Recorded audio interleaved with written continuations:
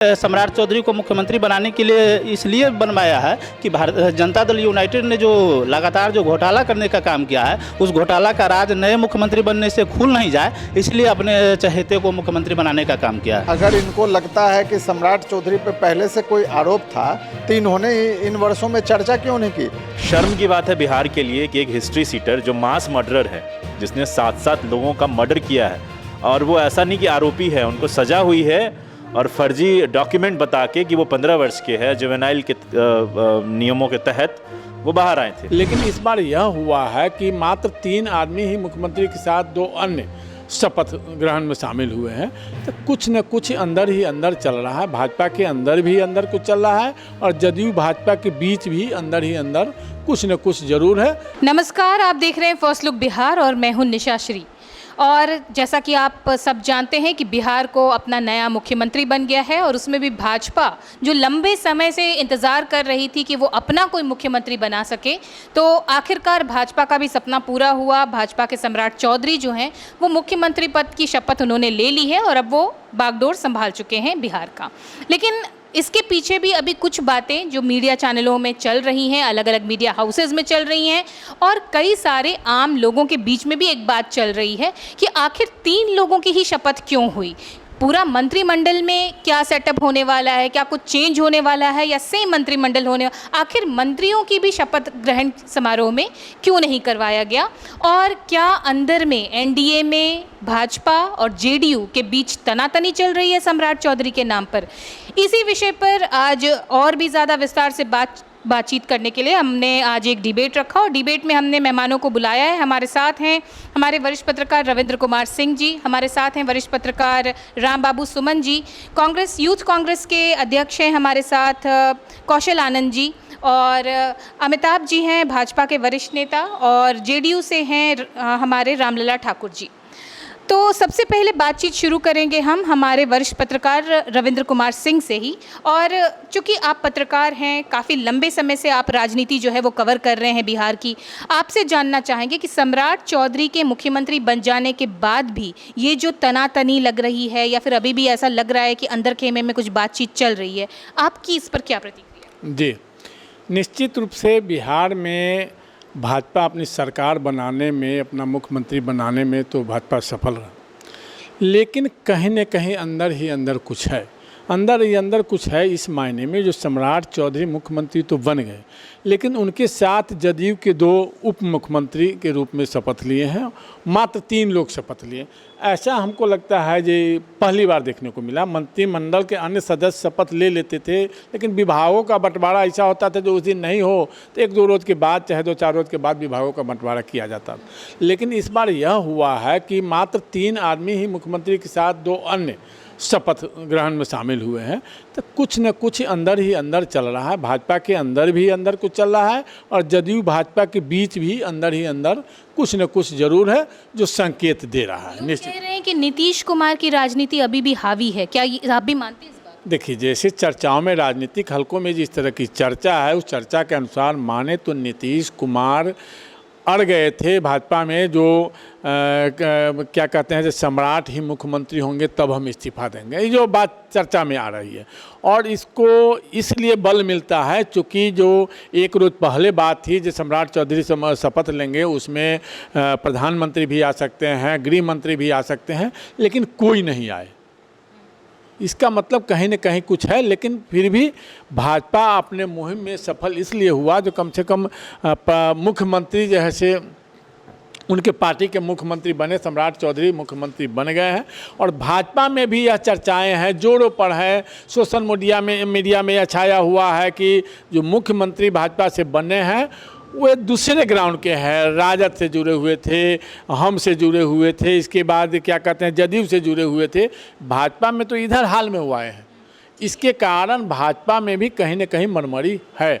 और दूसरी चीज़ अब देख रहे हैं जो अभी राधा मोहन सिंह जी एक तरह से राजनीति में, मतलब वो सांसद तो है, वो अपने समय में काफ़ी सक्रिय रहे हैं, अभी भी सांसद हैं, लेकिन अभी चर्चाओं में नहीं थे। एक तरह से फिर उस चर्चा में आए हैं और भाजपा के कई वरिष्ठ लोग जैसे उनसे मिल रहे हैं। इसके पीछे कुछ न कुछ राज है जो भाजपा में कहीं न कहीं कुछ चल रहा है। हमारे साथ वरिष्ठ पत्रकार हैं राम बाबू सुमन जी। आपसे भी ये जानना चाहेंगे कि आप क्या देखते हैं, इतने लंबे आपका भी बिहार की राजनीति कवर करने का अनुभव रहा है, ये जो सम्राट चौधरी के मुख्यमंत्री बन जाने के बाद आपको क्या लगता है कि अंदर खटपट चल रही है या सब कुछ ठीक है? देखिए, राजनीति में कभी भी अच्छा नहीं होता है, कभी भी खराब नहीं होता है, और राजनीति में जो संघर्ष करता है उसी का फिर आगे का दिन होता है, उसी का आगे का दिन होता है। तो कल तक जदयू यहाँ बड़े भाई की भूमिका में था और भाजपा छोटे भाई की भूमिका में थी, लेकिन जो परिस्थिति बदली है उसमें जदयू अब छोटे भाई की भूमिका में आ गया है और भाजपा बड़े भाई की भूमिका में आ गया है।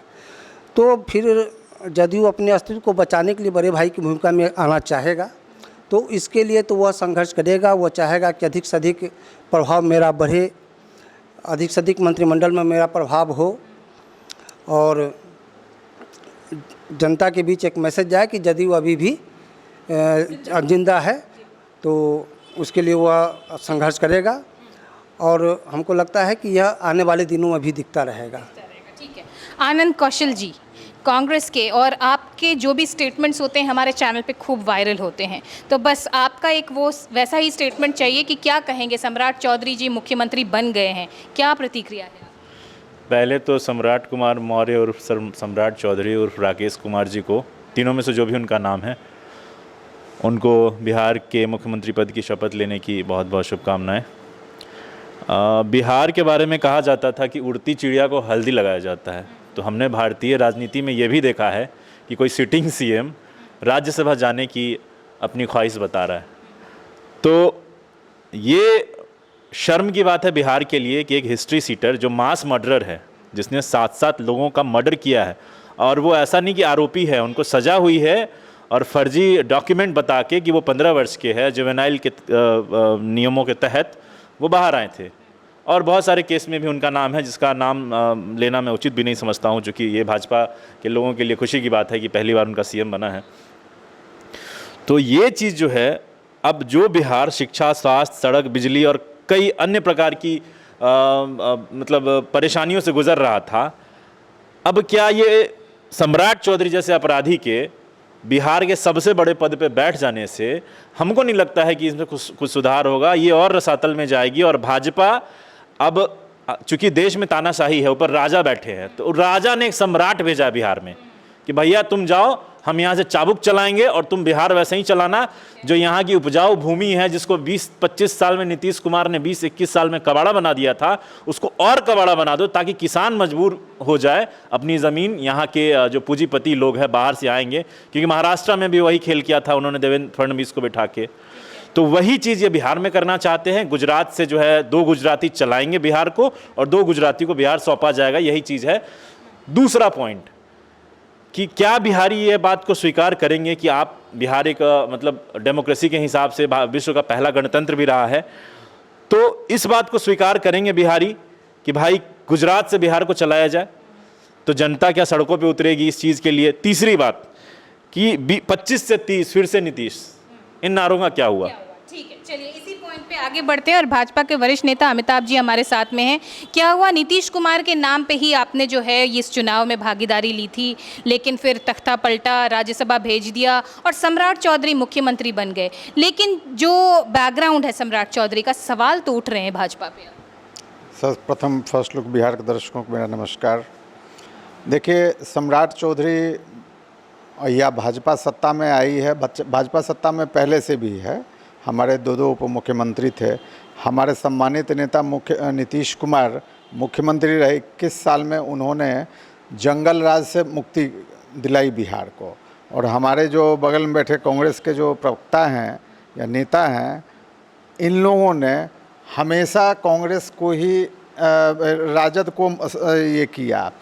तो कांग्रेस का हाथ राजद के साथ, कांग्रेस का हाथ भ्रष्टाचारियों के साथ, कांग्रेस का हाथ लालू यादव के साथ, जिन पर चारा घोटाले से लेकर अन्य कितने घोटाले चल रहे हैं, उनको आज तक कांग्रेस उनके साथ थी और इनको अधिकार ही नहीं है किसी दूसरे के बारे में कुछ बोलने का। सम्राट चौधरी पे जो मैंने आरोप लगाया वो सही है? नहीं, आपका जब आएगा नहीं सर, बस आप बोलिएगा।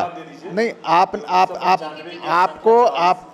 अगर इनको लगता है कि सम्राट चौधरी पे पहले से कोई आरोप था तो इन्होंने इन वर्षों में चर्चा क्यों नहीं की? सम्राट चौधरी 2017 में जब प्रदेश अध्यक्ष बने, इतना बढ़िया चलाए कार्यकाल, उप मुख्यमंत्री थे, तब नहीं इन लोगों के मुंह से कुछ नहीं आया, कोई तीसरा आदमी कुछ बोलने लग गया तो इन लोगों के पास सारे डॉक्यूमेंट्स आ गए।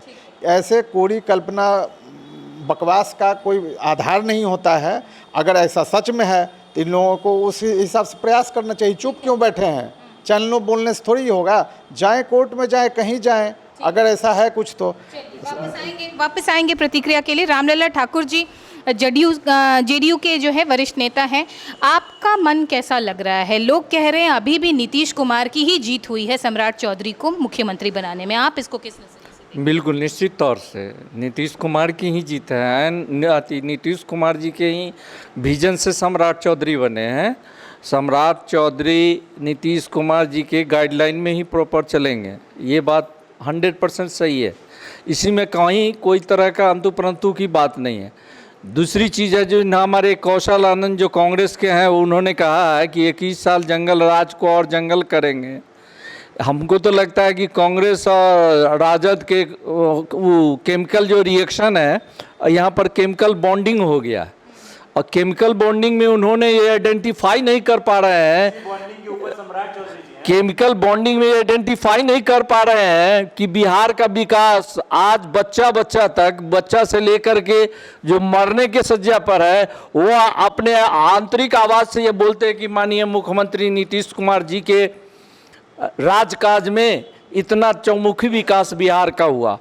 और दूसरी चीज़ है कि अभी जो आपने इन्होंने कहा है, हमारा किसी तरह का रिएक्शन नहीं है, किसी तरह का खंडन नहीं है। एब्सोल्युटली हम लोग कोऑर्डिनेशन से गवर्नमेंट को चलाने की प्रतिबद्धता है और उसी रेशियो से हम आगे के काज को चलाएंगे। और माननीय नीतीश कुमार जी के ही सौजन्य से, उनके ही रूपरेखा से माननीय मुख्यमंत्री सम्राट चौधरी जी की सरकार चलेगी। उसमें किसी तरह का कोई अतिशयोक्ति नहीं है।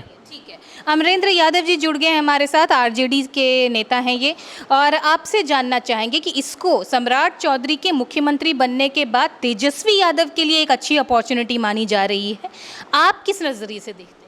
सबसे पहले आपको धन्यवाद देते हैं कि आपने इस कार्यक्रम को संचालित करने का काम किया था। देखिए, भारतीय जनता पार्टी और जनता दल यूनाइटेड की जो सरकार चली आ रही है, लगभग 20 वर्षों से बिहार में सरकार है। भारतीय जनता पार्टी सहयोगी के रूप में करीब 17 वर्ष तक यहाँ शासन करने के बावजूद भी भारतीय जनता पार्टी के पास कोई ऐसा नेता नहीं हुआ जो जनता दल यूनाइटेड और राष्ट्रीय जनता दल और हम से आए हुए नेता को मुख्यमंत्री बनाने पर विवश हुए। ये जो अभी जो सम्राट चौधरी जी बने हैं, इन पर कई 7 से अधिक हत्या का आरोप लगा है, बलात्कार का आरोप लगा है, उम्र घोटाला का आरोप लगा है, इसके साथ साथ नाम घोटाला का भी आरोप लगा है। इनका कई 4 चुनावों में इन्होंने 4 नाम देने का काम किया है। तो ऐसे लोगों को मुख्यमंत्री बना करके भारतीय जनता पार्टी ने बिहार को कलंकित करने का काम किया है। इसके साथ साथ मुझे लग रहा है कि जनता दल यूनाइटेड ने चुपके से सम्राट चौधरी को मुख्यमंत्री बनाने के लिए इसलिए बनवाया है कि जनता दल यूनाइटेड ने जो लगातार जो घोटाला करने का काम किया है, उस घोटाला का राज नए मुख्यमंत्री बनने से खुल नहीं जाए, इसलिए अपने चहेते को मुख्यमंत्री बनाने का काम किया है। ठीक है, तो फिर वापस चलते हैं हम हमारे वरिष्ठ पत्रकार रविंद्र कुमार सिंह के पास, इसलिए क्योंकि हमने प्रतिक्रिया सुनी और विपक्ष की तरफ से लगभग बड़ी तीखी प्रतिक्रिया आई है। सम्राट चौधरी के अतीत के ऊपर बहुत ज़्यादा सवालिया निशान उठ रहे हैं, क्या कहेंगे? देखिए, पक्ष विपक्ष की बात है, पक्ष विपक्ष एक दूसरे पर आरोप प्रत्यारोप लगाते रहते हैं, लेकिन इसके बीच जो बातें आ रही है कि भाजपा में भी हर कोई संतुष्ट नहीं है सम्राट चौधरी के मुख्यमंत्री बनने से। जो अभी दिख रहा है, कहीं ना कहीं दिख रहा है, जिसके कारण अभी मंत्रिमंडल के विस्तार में क्या कहें, जो देखा गया मात्र 3 लोग लिए भाजपा से, मात्र 1 मुख्यमंत्री लिए और 2 जदयू से। तो कहीं ना कहीं कुछ तो है, तालमेल बैठाने के प्रयास है। और मान लीजिए जो प्रधानमंत्री आने वाले थे, प्रधानमंत्री नहीं आए, गृह मंत्री नहीं आए, जबकि पहली बार बिहार में भाजपा अपना मुख्यमंत्री बना रही है। उस स्थिति में भाजपा जहाँ जहाँ भाजपा का मुख्यमंत्री बना है, वहाँ वहाँ बहुत हर्षोल्लास के साथ बड़े कार्यक्रम आयोजन करके शपथ ग्रहण समारोह हुआ। आखिर यहाँ क्या हुआ, जिसके कारण कहीं तो कहीं कुछ न कुछ है। और निश्चित रूप से जो अब एक अमरेंद्र यादव या अमरेंद्र कुमार जो राजद के नेता है, जो बताए हैं, जो कुछ नौकरशाह जो पहले से हावी है, वह नौकरशाह भी चाह रहे थे जो अपने मन मुताबिक लोग हों, जिसके कारण नीतीश कुमार जी को कहीं न कहीं अपने फेवर में ले करके और नीतीश कुमार जी से दबाव बना करके सम्राट चौधरी जी के नाम को आगे करवाया है। इसमें कहीं न कहीं कुछ दम दिख रहा है। ठीक है। राम बाबू सुमन जी, आपसे जानना चाहेंगे कि ये जो अभी हमारे वरिष्ठ पत्रकार ने कहा, आप कितना सहमत हैं इस बात से? देखिए, मतलब नीतीश कुमार जी की सहमति हो सकती है, इसमें कहीं से दुमत नहीं है, क्योंकि वर्तमान में मुख्यमंत्री थे। लेकिन पिछले विधानसभा चुनाव के समय से अगर देखा जाए तो बिहार में बीजेपी ने सम्राट चौधरी के रूप में एक नेता को उभारा था, उस एक नेता को पैदा किया था। और नेता तो कई थे बिहार में, लेकिन सम्राट चौधरी पर भाजपा ने बहुत बड़ा दांव खेला था। प्रदेश अध्यक्ष बनाया, उसके बाद जब उप मुख्यमंत्री बनाया गया तो उनको गृह मंत्रालय दिलाकर एक बिहार में एक चेहरा के रूप में उनको स्थापित किया गया। और उस समय से ही उनको लगता है कि अमित शाह की ओर से कुछ टास्क दिया गया था, जिसको पूरा करने में वो सफल हुए और जिसके एवज में उनको मुख्यमंत्री बनाया गया। ऐसे तो कई नेता राजनीति में तो दावेदारी होती ही रहती है, कौन नहीं चाहता कि हम मुख्यमंत्री बने, हम प्रधानमंत्री बने। तो उस लिहाज में सब लोग अपनी अपनी लॉबिंग करते हैं, अपने अपने पैरवी कराते हैं, लेकिन जिसका जो विश्वास पात्र बनता है उसको मिला, जो खरा उतरा उसको मिला।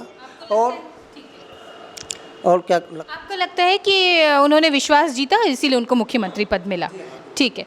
आनंद कौशल जी, आप कह रहे थे जो आरोप हैं सम्राट चौधरी के ऊपर, उसके ऊपर आप बातचीत कर रहे थे। आपके ऊपर ये सवाल आया कि आपके गठबंधन के साथ जब सम्राट चौधरी थे तब तो फिर आपको कोई परेशानी नहीं थी। अरे तो हमारे साथ थी, परेशानी नहीं थी, वही तो छोड़ के भागे थे वहाँ से। 1999 में जब हमारे सरकार में मंत्री थे, उसके बाद उसके बाद 14 में आप जब सरकार जब परेशान करने लगे, खैर वो तो अलग बात है। मुझे जवाब नहीं मिला उस चीज़ का कि सम्राट चौधरी हत्या आरोपी अभियुक्त और जेल रह के आए थे कि नहीं। 2 बार उनका बिल रिजेक्ट हुआ था। उसमें मैं 2 और क्वेश्चन ऐड कर देता हूँ कि बिहार में उन्होंने 10वां पास कब, 10वीं की परीक्षा कब दी है, 10वीं कब, पढ़ाई की बात तो 9वीं फेल बहुत चला था। जो तेजस्वी यादव फर्राटेदार अंग्रेजी बोलते, केरला में जाकर उन्होंने भाषण दिया, उनके बारे में आप कह रहे हैं कि वो 9वीं फेल है, जिसका कि बाप और माँ दोनों जो है सीएम रह चुके हैं। चाहता तो इनकी तरह कहीं से भी डिलीट किया और डॉक्टर लगा लेता नाम के पीछे, लेकिन उसने ईमानदारी दिखाया कि चलो नहीं पढ़ पाया आईपीएल खेलने या क्रिकेट की वजह से नहीं खेल पाया, तो उसने झूठ मूठ का अपने पीछे नहीं लगाया डिग्री। तो पहला ये प्रश्न कि 10वीं कहाँ से की। दूसरा ये है कि लालू यादव का बेटा तेजस्वी यादव अगर परिवारवाद का फल है, तो शकुनी चौधरी, वो शकुनी चौधरी जो कहते थे कि मोदी को यहीं गाड़ देंगे बिहार में, ये बयान था उनका, उसके बेटे को आपने सीएम बनाया है। पहला तो ये कि आपके सबसे बड़े नेता नरेंद्र मोदी को जो आदमी एक तरह समझिए ये धमकी दे रहा है कि यहीं गाड़ देंगे, उसके बेटे को आपने सीएम बना के पूरे भाजपा के जितने कार्यकर्ता हैं उनके साथ अत्याचार किया है कि नहीं। दूसरी चीज कि उनको परिवारवाद पे आते हैं कि शकुनी चौधरी का बेटा अगर सीएम बन रहा है बिहार जैसे स्टेट का, तो ये परिवारवाद है कि नहीं है। तीसरी चीज, एक और मैंने बार बार कहा है कि ऐसा कोई सगा नहीं जिसको बीजेपी, अमित शाह और मोदी जी ने ठगा नहीं। आप शिरोमणि अकाली दल देख लीजिए, आप बसपा देख लीजिए, आप एनसीपी देख लीजिए, आप शिवसेना देख लीजिए, आप बिहार में ही लोजपा को देख लीजिए जो हनुमान बने पूंछ में लंका लगाने के लिए चल रहे थे, उनकी लंका लगा दी थी। अब वीआईपी जैसी छोटी पार्टी 3-3 विधायक उसको शामिल करा लिए थे। उस एक लिस्ट में एक और नाम जुड़ गया है, 1-2 साल 3 साल और चलेगी जदयू। तो मेरे 2 सवालों का जवाब दिलवा दीजिए कि परिवारवाद पे एकदम दिलवाइए, क्योंकि हम पे कांग्रेस पे और हमारे जो साथी घटक दल है आरजेडी, उन पे ये आरोप लगता है, तो इस पे हमको दिलवा दीजिए। चिराग वगैरह पे तो देंगे नहीं, तो कम से कम सम्राट चौधरी पे दिलवा दीजिए। चलिए, अमिताभ जी, भाजपा के वरिष्ठ नेता, प्रतिक्रिया जो आनंद कौशल जी का सवाल है उसके जवाब। देखिए, परिवारवाद की जहाँ तक बात है, तो आज के डेट में अगर अखबारों में ना आए कि सम्राट चौधरी किनके पुत्र हैं, तो बिहारवासी जानते भी नहीं हैं कि किनके पुत्र हैं। ये 30 वर्षों से राजनीति में सक्रिय है, ये नए राजनीति में नहीं आए हैं। जहाँ से भी आए हों, जैसे भी इनकी राजनीतिक इनका जो सफ़र है शुरू हुआ हो। दूसरी बात कि हर प्रश्न का जवाब देना, ये तो ऐसे बात कर रहे हैं जैसे इनके पास हर खबर हो। तो कोई 10वीं पास है नहीं है, तो ये तो वो हलफनामे में डालते हैं, वहाँ से ये साइट से अपना देख लें, जिससे इनको सारी जानकारी मिल जाएगी कि सम्राट चौधरी कितने पढ़े लिखे नहीं हैं, कितने पढ़े लिखे हैं, या जो भी जानकारी चाहिए। जो अन्य बातें करते हैं वो सब भी उपलब्ध है। अगर इनको इनके पास पूरा साक्ष्य है तो इसके लिए इनको प्रॉपर जगह पे उसके लिए प्रयास करना चाहिए। दूसरी बात कि सम्राट चौधरी हमारे दल में जब से हैं उन्होंने निष्ठा से दल के सारे सिद्धांतों को इम्बाइब किया है, उस हिसाब से काम करते हैं और किसी कार्यकर्ता नेता को उनसे कोई शिकायत नहीं है। उनका इस दल में भी 10 वर्ष से ऊपर लगभग हो रहा है और वो अच्छा काम कर रहे हैं। जनता और कार्यकर्ता उनके कार्यों से खुश है। जैसा कि हमारे वरिष्ठ पत्रकार बोल रहे थे रविंद्र भाई कि कुछ गड़बड़ है, मोदी अमित शाह नहीं आए। अभी बंगाल में चुनाव चल रहा है और दोनों हमारे प्रमुख नेता उस चुनाव में अति व्यस्त हैं।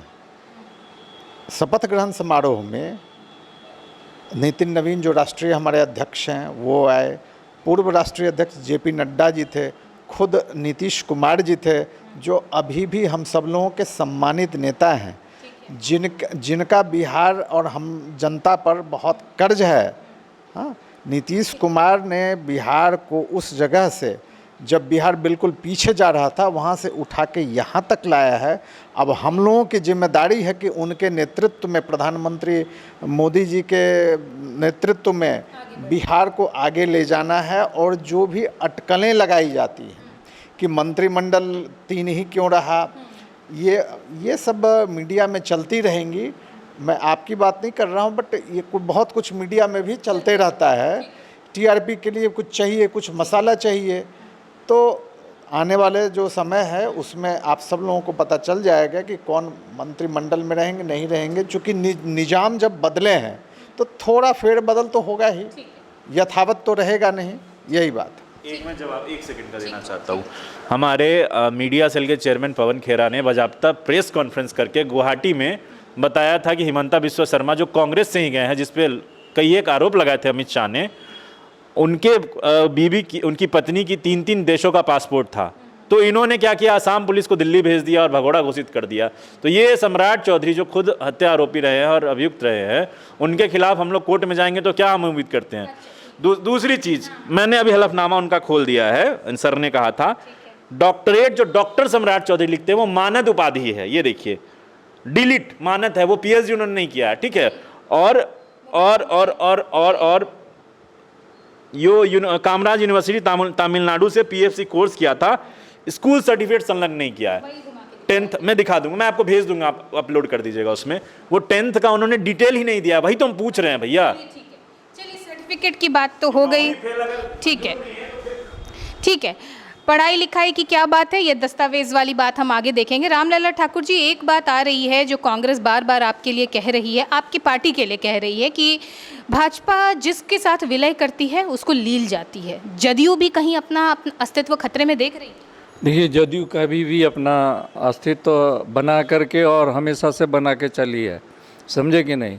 इनको समझना चाहिए कि मैंडेट किनको दिया है, इनके पार्टी को दिया है, राजद को दिया है या कांग्रेस को दिया है मैंडेट हमको मिला है, एनडीए को मैंडेट मिला है और नीतीश कुमार जी के नेतृत्व में ही सरकार चलेगी। इसमें कॉमा रेफ हाइफन का कोई गुंजाइश नहीं है। और दूसरी बात, इन्होंने जो अभी बताया है, नीतीश कुमार जी का कोई सब्स्टिट्यूट है क्या?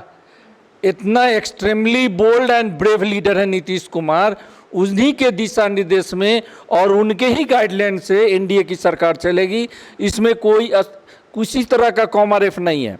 और इन्होंने जो अभी एक क्वेश्चन राइज किया है कि डिग्री की बात है, 10वां पास और 7वां पास की बात है। अरे भाई, आपको आरटीआई से तो मांग करके यहाँ दिखाना चाहिए ना। हलफनामा तो छोड़ दीजिए, आरटीआई ला करके मीडिया को देते। दूसरी चीज़ है कि you take the legal action against in court, आपको कोर्ट में जाना चाहिए। तो ये प्रूफ आप दे नहीं रहे हैं और मीडिया के सामने आप अलूल जलूल बात करके किसी को दिग्भ्रमित कर रहे हैं। हमारी शासन मजबूत है और पूर्ण रूपेण एनडीए जो है सो ताकत में है और चलती रहेगी। एक स्टेटमेंट ले लेते हैं पहले। अमरेंद्र कुमार जी, आपसे, राजद के नेता हैं ये, क्या कहेंगे इस पूरे मामले में? राजद के लिए कोई स्कोप अब बचा भी है, वो विपक्ष में मजबूती से खड़ी होगी या ऐसे ही वो सुषुप्त अवस्था में चली जाए? देखिए, राष्ट्रीय जनता दल हमेशा जनहित के लिए काम करती है, आगे भी करेगी। हम लोग सत्ता के लिए काम नहीं करते, हम लोग जनता के हितों के लिए काम करते हैं। जनता दल यूनाइटेड के प्रवक्ता जैसा कि अभी कह रहे थे कि नीतीश कुमार के नेतृत्व में सरकार चलेगी तो ये बिहार की जनता को जनता दल यूनाइटेड के साथ ही बता रहे हैं कि सम्राट चौधरी रबर स्टाम्प के रूप में मुख्यमंत्री के रूप में काम करेगी।